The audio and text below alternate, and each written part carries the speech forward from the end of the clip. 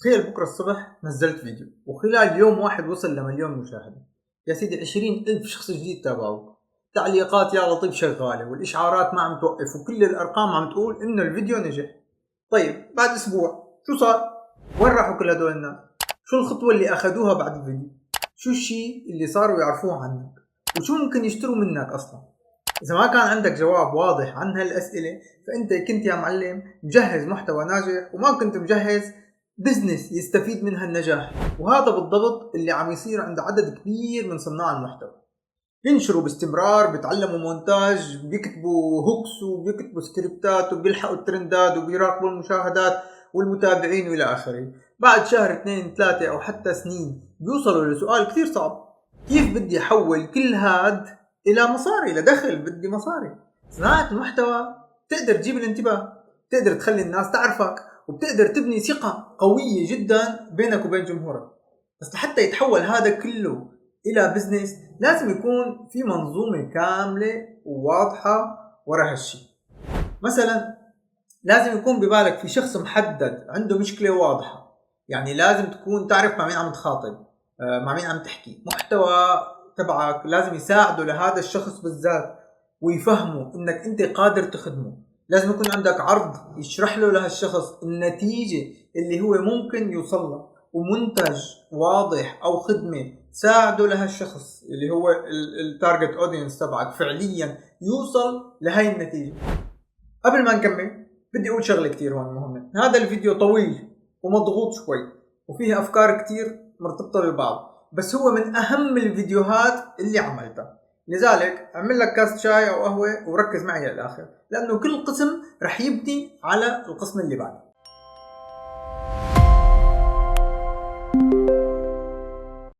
بهذا الفيديو رح نحكي عن المنظومه الكامله اللي لازم تكون خلف صناعه المحتوى، ورح نجاوب على 10 اسئله اساسيه. ليش المحتوى لحاله ما بيعمل بزنس؟ شو لازم يكون موجود خلف المحتوى أصلا؟ هل لازم ابني جمهور أولا وبعدين فكر بالمنتج؟ شو وظيفة المحتوى داخل البزنس؟ ليش ممكن يكون عندي متابعين وما يكون عندي مشترين؟ طيب كيف بصنع محتوى يجذب عملاء محتملين؟ هل لازم أنا أو أنت أو أي حدا بيصنع محتوى يلاحق الخوارزمية، ولا في طريقة أذكى إنه نتعامل معها؟ كيف بدي بيع من دون ما ازعج الجمهور؟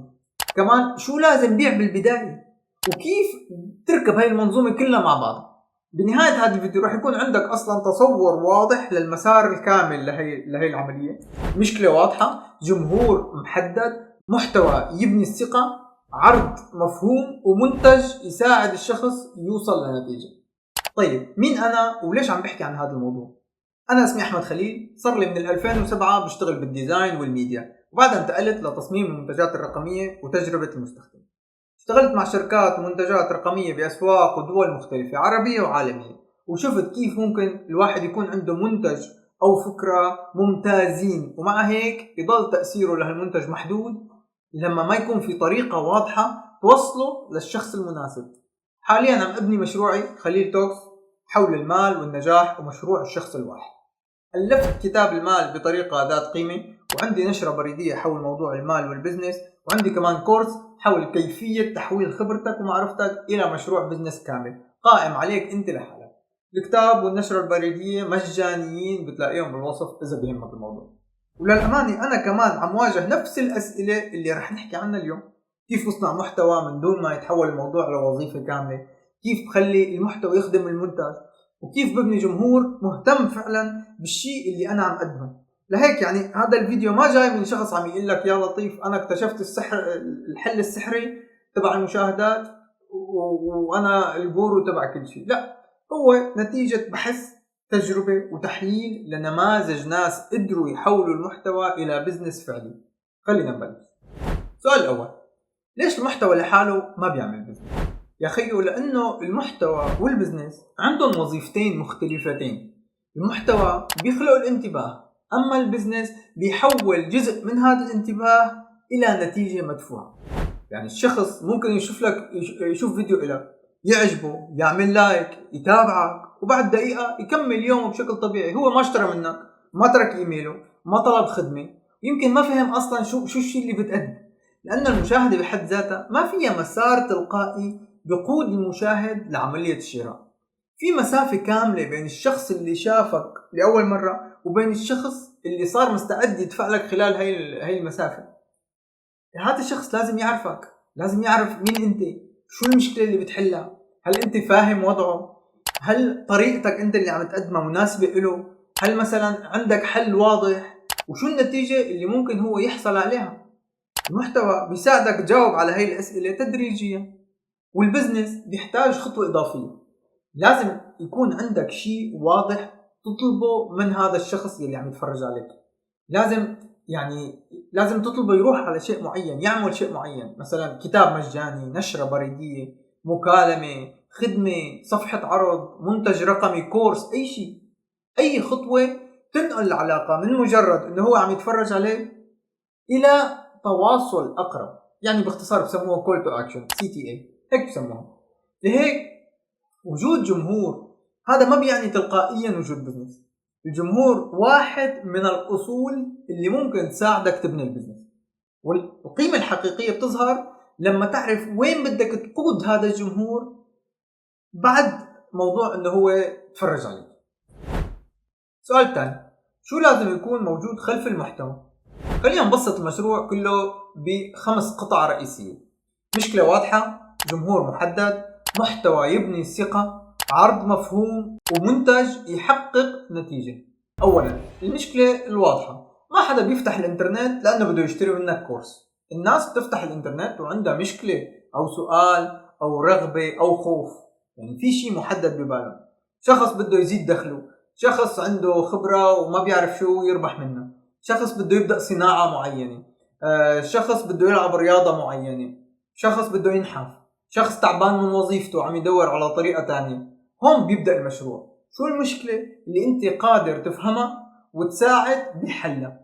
كل ما كانت المشكلة واضحة صار أسهل عليك تعرف شو المحتوى اللي لازم تعمله، مين الشخص اللي لازم يشوفه، وشو الحل اللي ممكن تقدمه. ثانيا الجمهور المحدد.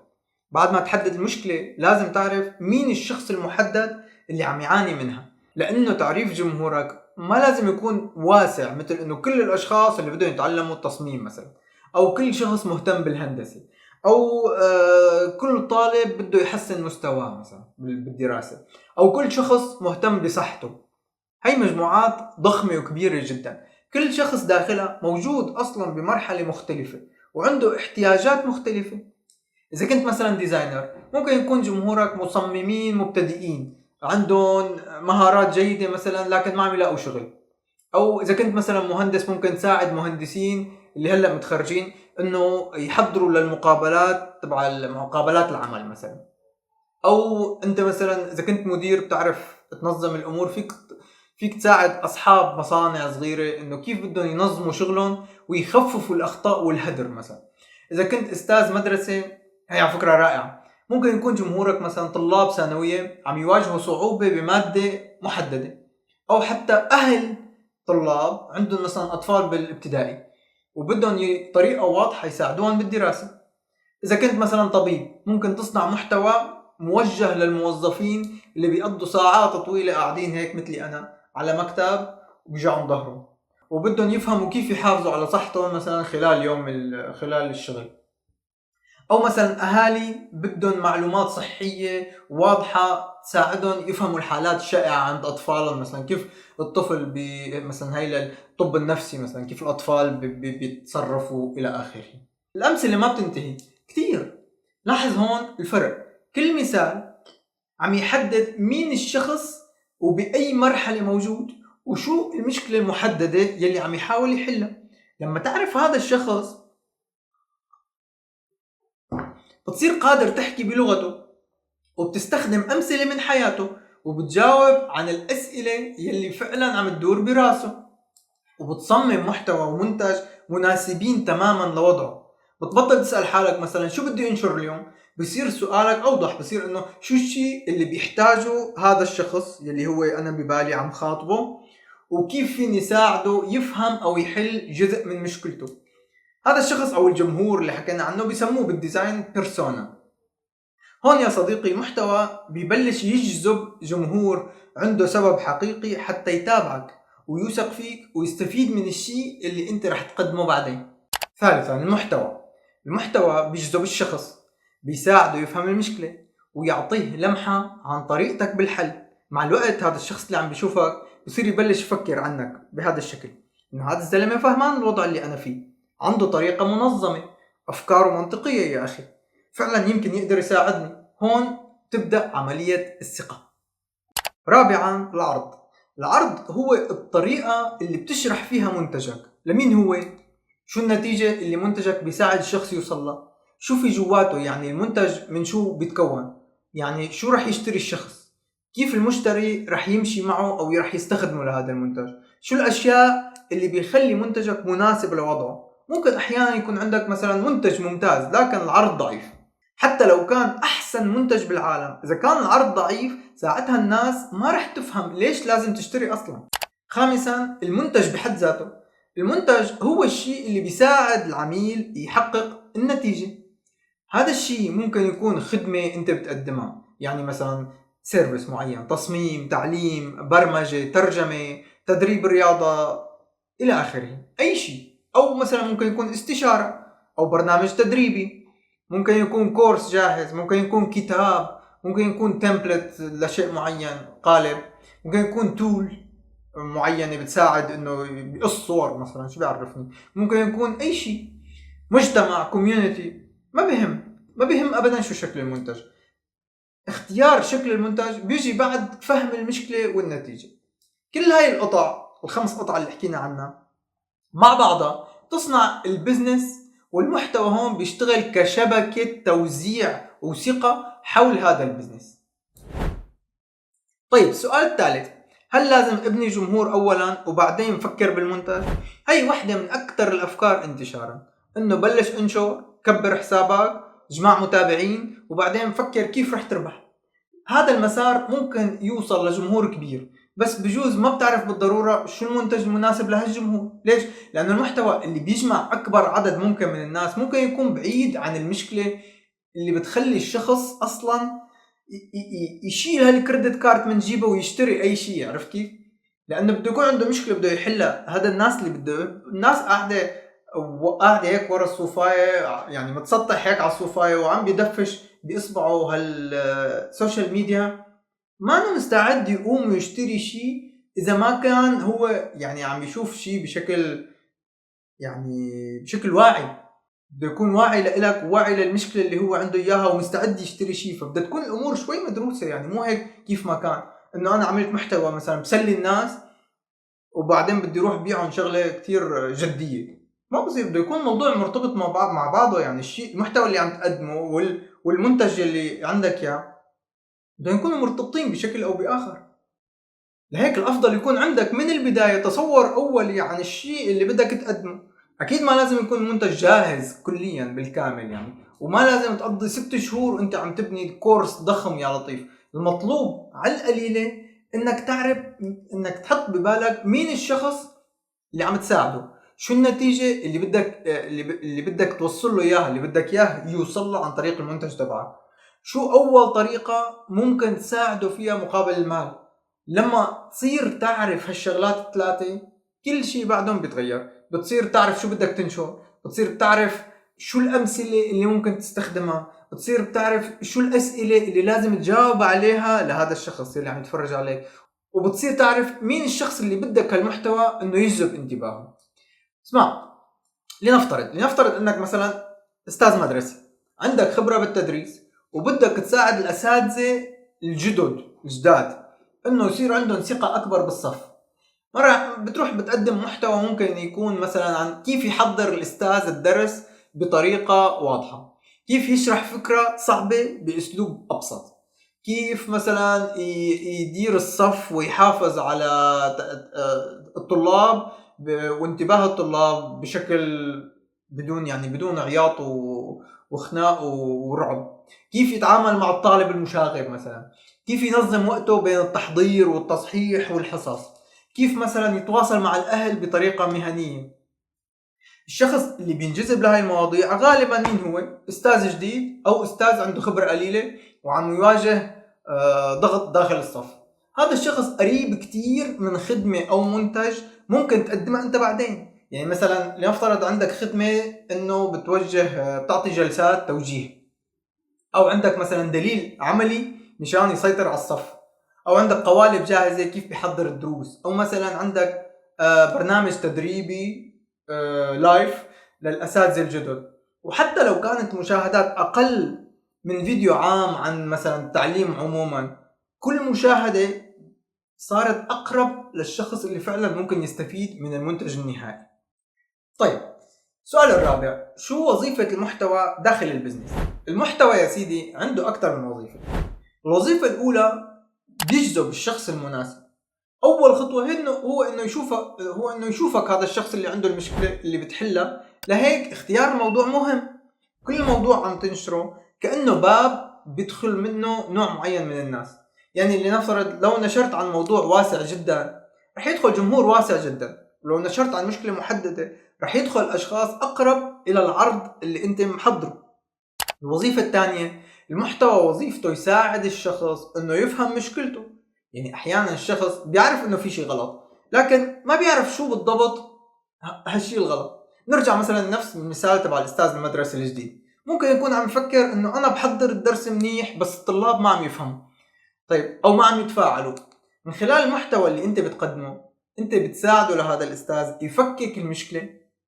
ممكن الشرح طويل مثلا، او ما في امثله كافيه، ممكن بدايه الدرس ما عم تربط الموضوع بشيء بيعرفه الطالب، ممكن الاسئله ما عم تنطرح بطريقه ما بتشجع المشاركه مثلا، الى اخره.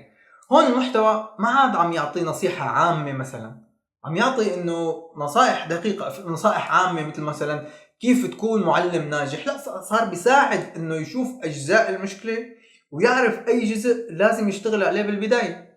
لما تساعد الشخص يفهم مشكلته بتصير انت جزء من طريقة فهمه للحل. عرفت كيف؟ الوظيفة الثالثة للمحتوى هو انك تبين طريقتك بالتفكير. المحتوى بيعطي الناس فرصة انه يشوفوا كيف انت بتحلل المشكلة، شو الاسئلة اللي بتسألها، كيف بترتب الخطوات، شو المبادئ اللي بتعتمد عليها. هذا مهم ليش؟ لانه الناس ما عم تشتري معلومات فقط، المعلومات موجودة بكل مكان وببلاش، معبي الدنيا اكثر من هلا مع القلب. هي عم تختار الطريقة، التنظيم والخبرة اللي بتناسبها. الوظيفة الرابعة يا معلم للمحتوى انه شو بيعمل؟ بيبني ثقة. الثقة بتتكون من اشياء صغيرة تتراكم. فيديو ساعد الشخص يفهم فكرة، ايميل عطاه خطوة عملية، قصة حسسته انك فهمان تجربته وحاسس فيه، نتيجة عرضتها لشخص ساعدته انت مثلا، او مثلا رد على سؤال كان محيره. مع الوقت كل قطعة محتوى بتصير دليل صغير على انك قادر تساعد هذا الشخص. الوظيفة الخامسة للمحتوى انه يقود المشاهد للخطوة اللي بعدها. يعني انت بالمحتوى بتدفشه، بتقول له شو يعمل بعدها. كل شغلة بتنشرها ان كانت مثلا كتابة او فيديو او اي شيء لازم يكون عنده مكان ضمن الرحلة. ما ضروري كل فيديو يطلب من الناس انه يشتروا المنتج. مثلا ممكن فيديو بيودي لفيديو تاني، ممكن فيديو بيودي لكتاب مجاني، ممكن الكتاب كمان محتوى على فكرة. الكتاب بيودي لنشرة بريدية مثلا نيوزلتر، النشرة البريدية بتودي لأوفر للعرض مثلا، الأوفر بحد ذاته بيودي للمنتج. لما ما يكون في مسار واضح المحتوى بيجيب انتباه وبيرجع يضيعوا له الانتباه. السؤال الخامس، ليش ممكن يكون عندي متابعين وما يكون عندي حدا بيشتري؟ ما يكون في مشترين بين هدول المتابعين. لأن الناس ببساطة بتتابعك لسبب غير سواد عيونك طبعا، وهذا السبب بيحدد إلى حد كبير شو رح الناس تتوقع منك بعدين. يعني مثلا لو شخص تابعك بسبب فيديوهات ترفيهية عامة رح يتوقع منك الترفيه ببساطة، مو أي شيء تاني. لو تابعك بسبب أخبار سريعة رح يرجع لعندك حتى يعرف أخبار جديدة، مو للترفيه مثلا. لو تابعك مثلا لأنك بتساعده يحل مشكلة مرتبطة بالمنتج اللي أنت بتبيعه أصلا، هون صار عندك شخص أقرب إنه يصير عميل. مشان هيك عدد المتابعين ما بيعطيك الصورة الكاملة للبزنس تبعك أبدا. ما بيهم عدد المتابعين، لازم تسأل حالك ليش هدول متابعيني؟ شو الشيء اللي بيتوقعوه مني؟ هل منتجي بيحل المشكلة اللي عندهم؟ وهل أصلا بيعرفوا إنه عندي منتج أو لا؟ ممكن يكون عندي يا أخي 100,000 متابع، وكل واحد جاي بسبب موضوع مختلف. وممكن يكون عندك 1000 متابع بس معظمهم مهتمين بنفس المشكلة المحددة اللي بتشتغل عليها. الجمهور الثاني هذا تبع ال1000 أسهل بالفهم والخدمة، وأسهل إنك تصمم له عرض مناسب له، وأحيانا بيقدر يصنع بزنس أفضل بكتير من تبع ال100,000. الهدف إذن ما يكون إنه بدي أجمع أي شخص مستعد يعمل فولو أو يتابعني. الهدف هو بناء علاقة واضحة مع أشخاص محددين عندهم مشكلة أنت قادر تساعدهم فيها بكل بساطة. السؤال السادس: كيف بصنع محتوى يجذب عملاء محتملين؟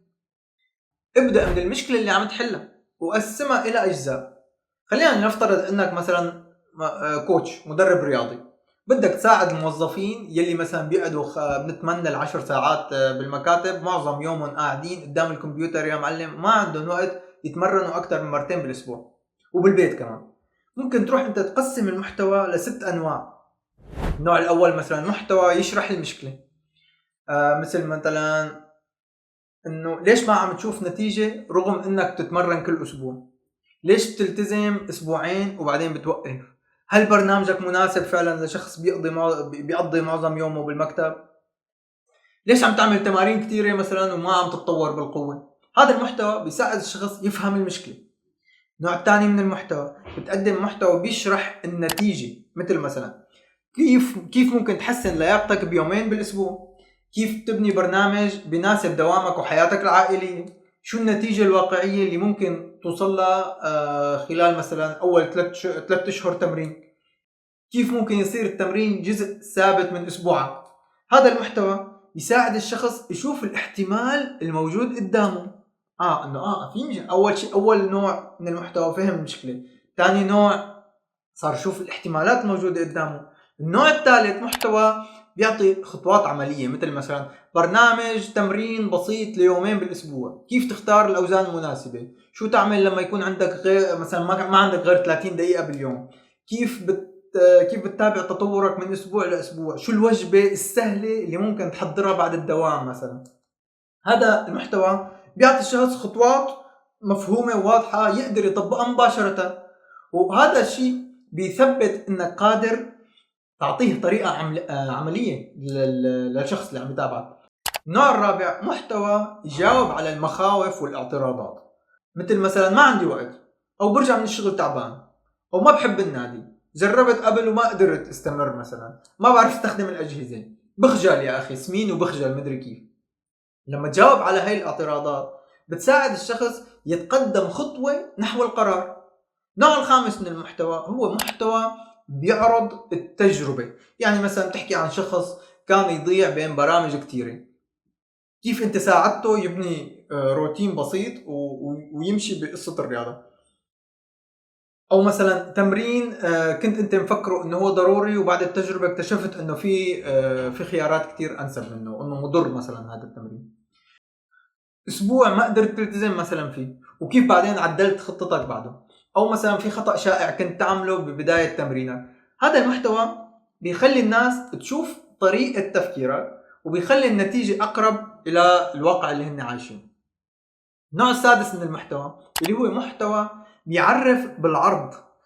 مثلا تشرح شو المنتج، لمين هو، شو المشكلة اللي بيعالجها، شو النتيجة اللي بيقدمها. ممكن تقدم مثلا برنامج تمرين للموظفين، خطة تدريبية شخصية، متابعة أسبوعية، دليل وجبات سهلة وبسيطة لأيام العمل إلى آخره.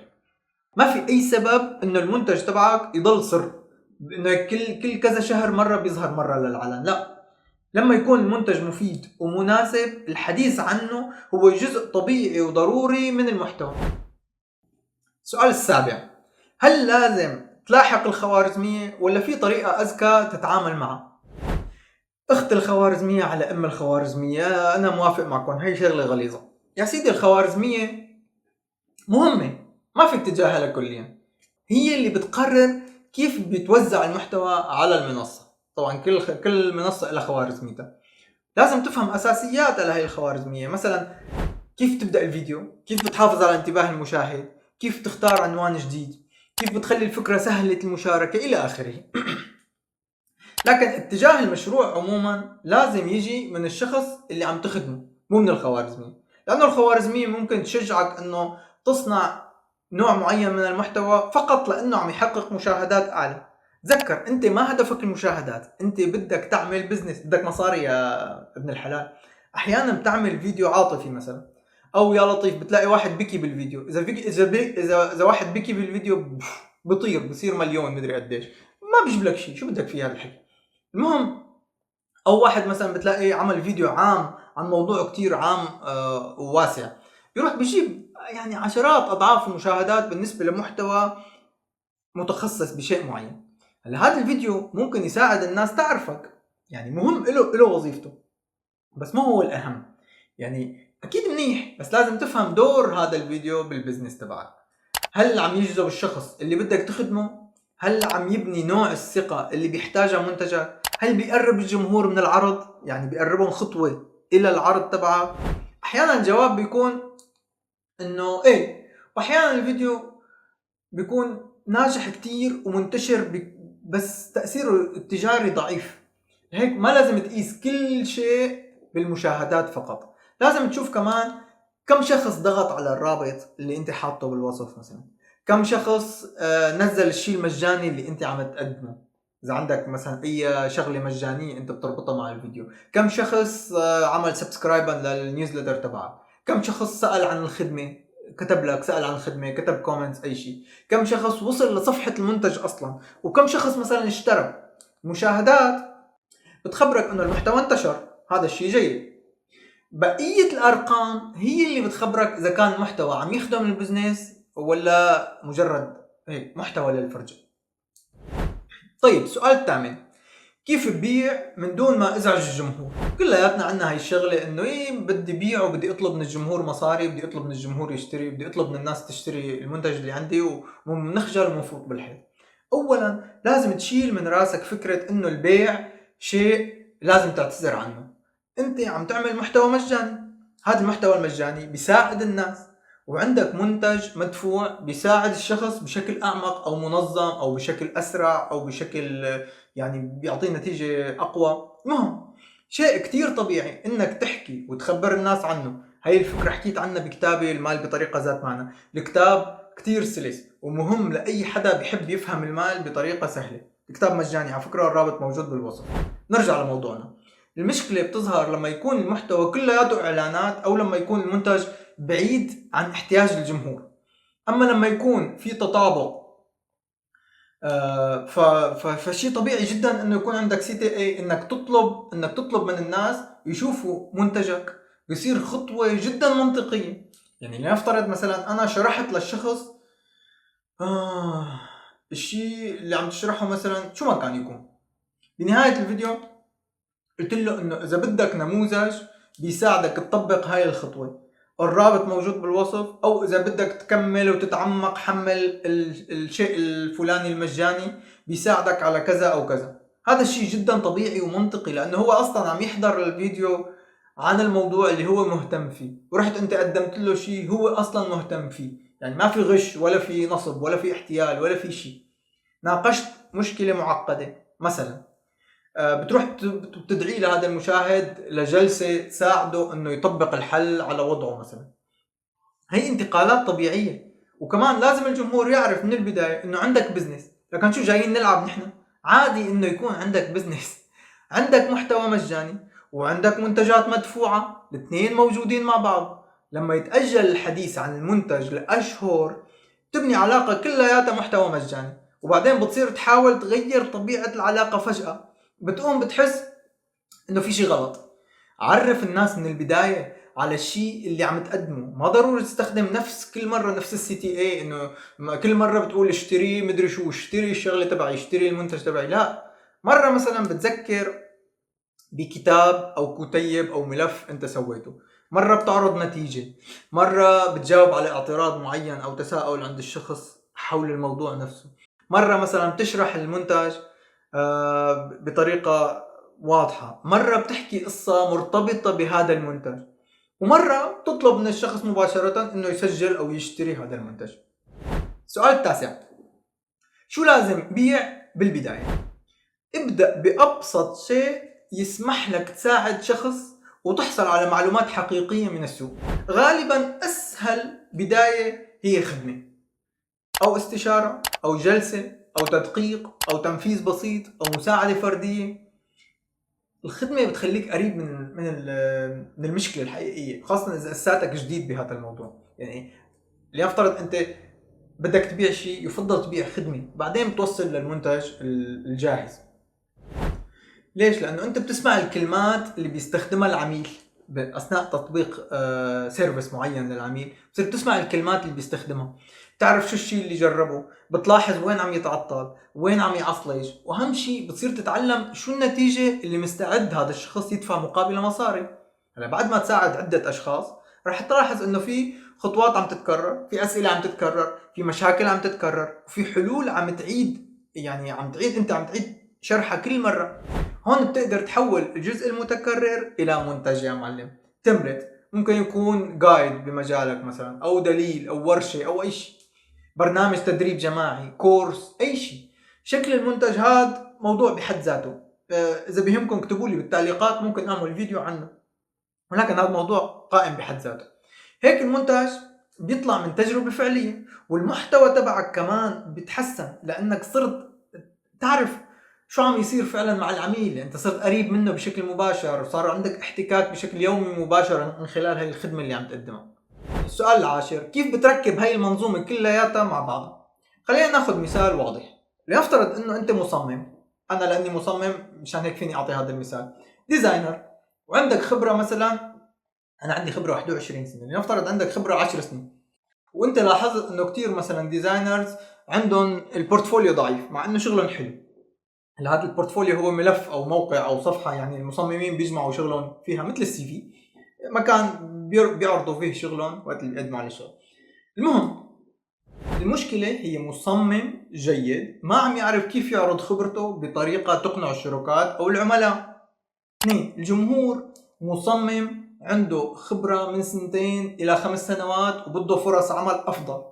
الخدمه الاولى مثلا فيك تعمل مراجعه بورتفوليو، ومثلا جلسة لإعادة بناء البورتفوليو، أو مثلا عرض المشاريع. المحتوى: تنشر عن أخطاء البورتفوليو، كيف تكتب كيس ستاديز مثلا، كيف تعرض قرار التصميم، شو اللي بيدور عليه مسؤول التوظيف وقت اللي بيختار الأشخاص للتوظيف، كيف تختار المشاريع يلي بتحطهم بقلب البورتفوليو مثلا، إلى آخره. اللي بعده: الثقة. الشخص بيشوف عدة فيديوهات، بيصير يطبق شوية نصائح، بيشوف نماذج وتحليلات، وبيبلش يوثق بطريقة تفكيرك. السي تي اي يا معلم تدعو لتحميل مثلا تشيك ليست مجاني للبورتفوليو. القائمة البريدية ترسل له نصائح ودراسات وحالات. العرض هون يا معلم يلي هي جلسة مراجعة بورتفوليو مع خطة تحسين واضحة. المنتج بيجي لاحقا مثلا برنامج كامل او كورس بيساعد المصمم انه يبني بورتفوليو كامل. هي المنظومة، المحتوى جزء اساسي منها، وكل قطعة محتوى إلها وظيفة ضمن هالرحلة. لا هذا الفيديو صار طويل وصعب كتير، كلك شكر يا صديقي إذا حضرت لهون. هذا دليل إنك إنسان جدي وبدك تعمل بزنس عن جد، مو جاي تتسلى. الخلاصة يا معلم: صناعة المحتوى لحالها ممكن تجيب لك مشاهدات ومتابعين وانتباه وبيحبوك وإلى آخره. حتى يتحول هذا الانتباه إلى مشروع لازم تعرف شو الموجود خلفه. لازم يكون في شخص محدد، مشكلة واضحة، نتيجة مرغوبة، محتوى يبني الفهم والثقة، وعرض يشرح الحل، ومنتج بالنهاية يساعد الشخص يحقق النتيجة اللي بده إياها. ابدأ من الشخص والمشكلة، صمم عرض بسيط، استخدم المحتوى لتجذب الأشخاص المقربين من هذا العرض، استمع، يعني اسمع أسئلتهم ووجعهم، ساعدهم، طور المنتج بناء على تجربتك مع هدول الأشخاص. مع الوقت كل فيديو، كل ايميل، وكل منتج رح يصير جزء من اصل اكبر اسمه مشروعك. هذا هو البزنس تبعك. صناعة محتوى ما لازم تكون سباق يومي لحتى تجمع مشاهدات ولايكات. حط صناعة المحتوى بمكانها الصحيح داخل هذا المشروع يلي انت عم تسويه، البزنس اللي انت عم تسويه. استخدمها حتى توصل معرفتك للناس اللي بتحتاجها. وتبني ثقة معهم وتقدم لهم حل حقيقي يستحق انه يدفعوا مقابله فلوس. وهيك بنكون خالصين. برجع بذكر، إذا عندك خبرة أو معرفة وعم تفكر كيف ممكن تحولها لمشروع بزنس، خذ نظرة على الكورس اللي أنا عامله، مشروع الشخص الواحد. كورس بياخدك من اختيار المشكلة إلى بناء الجمهور وتصميم المنتج والعرض خطوة خطوة، وبشرح لك كل الشغلات المهمة بهالبروسس. الرابط موجود بالوصف. لا تنسى تنزل الكتاب المجاني إذا مهتم بفهم المال. سلامات.